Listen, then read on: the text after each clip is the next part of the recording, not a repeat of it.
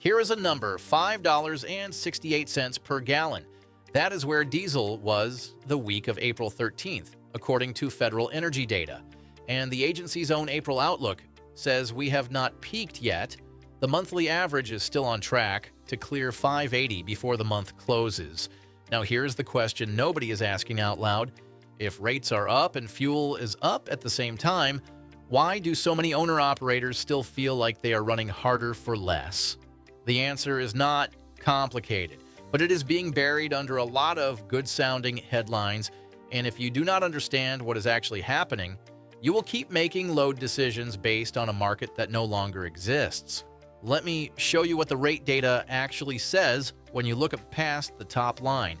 March spot rates hit a 2-year high. That is real. But when you break down where that gain came from, the picture changes fast. Van and reefer linehaul rates actually declined month over month. The number that moved was the fuel surcharge component. Diesel spiked, surcharges jumped, and the all-in rate went up on paper. What that means in plain language, the load did not get more valuable. Your fuel bill got bigger, and that bigger fuel bill inflated the rate number. If you price your business off the all-in rate without separating those two pieces, you are using a number that is doing you no favors. There is a second layer here that is just as important. Freight demand has not recovered. Shipments were still down 4.5% year over year in March.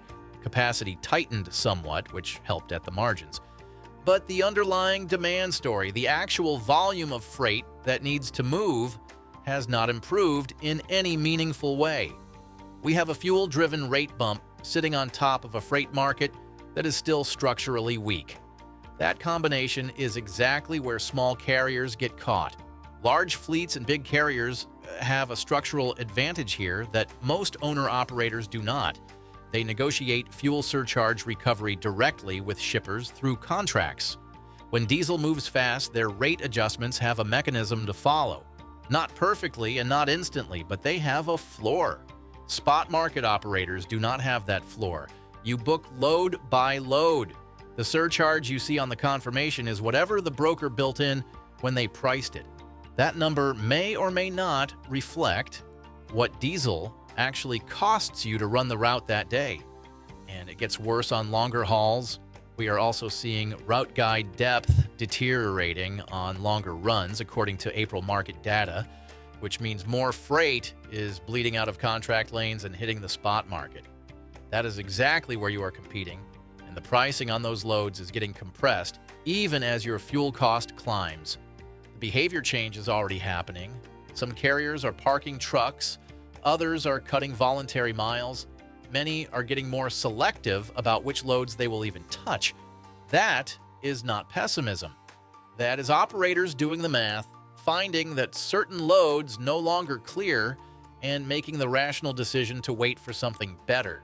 Stop using the same fuel assumption you were using 90 days ago. At current diesel prices, any lane cost you built in January is already wrong. Diesel moves fast enough right now that even a number from 2 weeks ago needs to be rechecked before you commit to a run. Before you confirm a load, build the actual cost from scratch, not the round number, not the gut feel. Fuel at current prices for the loaded miles.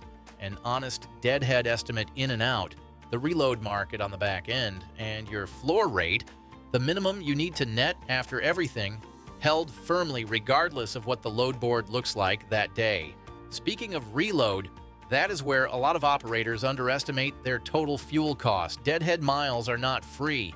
They are fuel miles without revenue.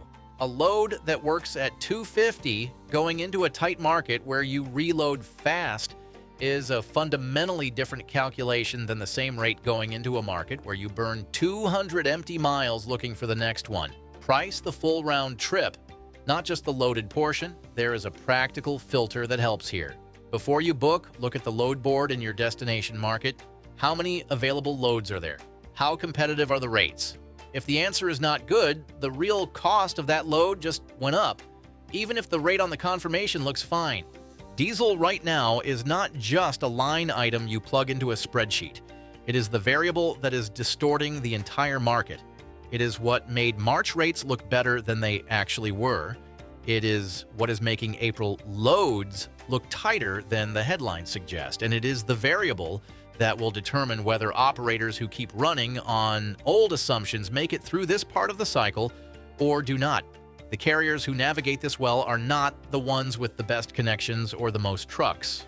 They are the ones who stopped letting rate headlines make their decisions and started doing the math load by load every single time.